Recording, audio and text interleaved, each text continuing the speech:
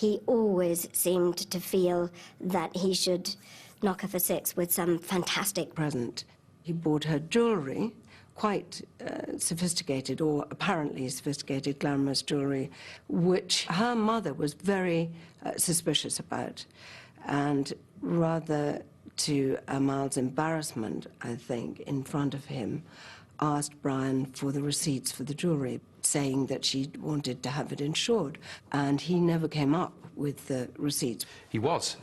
For someone of such tender years, his ability not only to tell those lies, but to perpetuate them. And certainly in the case of Amal, she could see what she thought was physical evidence of the lifestyle that he pretended he was about to enjoy. The biggest deception he sought to practice upon her was to say that he could get her a position as his PA. He told her that the contract would enable her to get something in the order of £80,000 as his PA. He went at one stage even further, and that was to write her a cheque for £39,000, but of course he didn't have the means to cash that cheque. The cheque bounced, and he had to lie his way out of that as well. When Brian told Amal that he had got this big deal contract with Nike because of his new role as up-and-coming junior tennis player for his country, that it was suitable for him to have a flat in the same road as football players and to have a Mercedes outside, and she believed it completely. He never took her there because it didn't exist. It put her in a state of mind where she could be under his spell, because not all teenagers today would fall for it, but she fell hook, line and sinker. Brian Blackwell took Amal on a tour of the most expensive car showrooms in Liverpool, claiming he needed a car that would fit his status as a successful tennis player, even though he couldn't drive. But when Amal said she'd quite like a car herself, it was another opportunity for Brian to show off his fabricated wealth. He took her along to dealers in South Liverpool and made arrangements to purchase a Ford car. He could tell these untruths, he could suggest these fantasies. He was able to back up the fantasies with a degree of reality. So he could tell Amal, I'm a successful tennis player, I have enough money to buy you a car because I have a contract and sponsorship to do so. And when the car arrived, who was Amal to think that Brian wasn't telling the truth? The difficulty was that he didn't have the money for that. And in fact, he had to use money from a fixed rate bond, I think it was, that his parents had set up in order to fund his education. It didn't take long for Jackie Blackwell to realise what had happened. It was probably the first time that his parents had got onto Brian's spending habits. It was a substantial amount of money that he'd withdrawn from accounts held in his name, but very much in trust for his university education. And it was as close as Brian came to being confronted about his lifestyle. He was able to, if you like, smooth over this event with his parents, but clearly it caused them some concerns and I think alerted them to Brian's spending habits, probably for the first time. Spring 2004. The fantasy life teenager Brian Blackwell has created as a successful international tennis player is starting to spin out of control. His spending is being questioned by his concerned parents, but he's determined to go to any lengths to impress girlfriend Amal. He was extremely convincing, and he would supplement it with documentation that he, in many cases, had completely forged to support the idea that he was being heavily sponsored by Nike. He was also very careful as well to remember what he had said and what told Amal.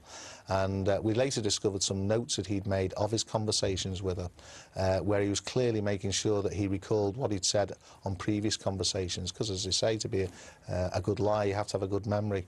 So he was clearly keeping track of what he said, but he would produce documentation to what, in all intents and purposes, was a fairly impressionable young girl who was dazzled, I think, by the lifestyle that Brian could possibly offer her.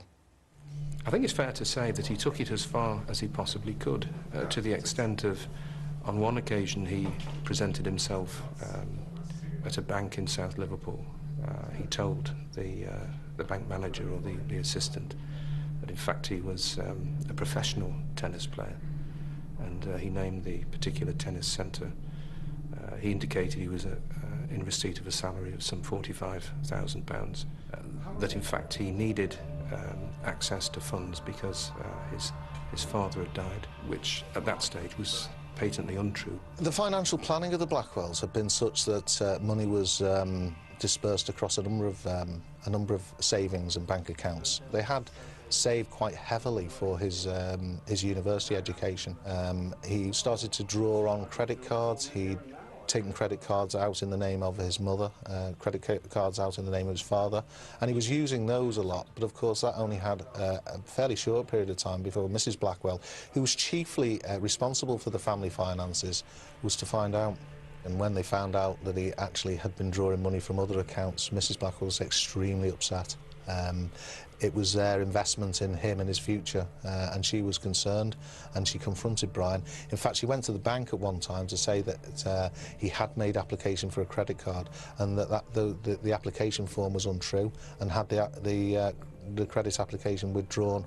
But it didn't seem to stop Brian. He simply went and applied for another card, some in the name of his parents.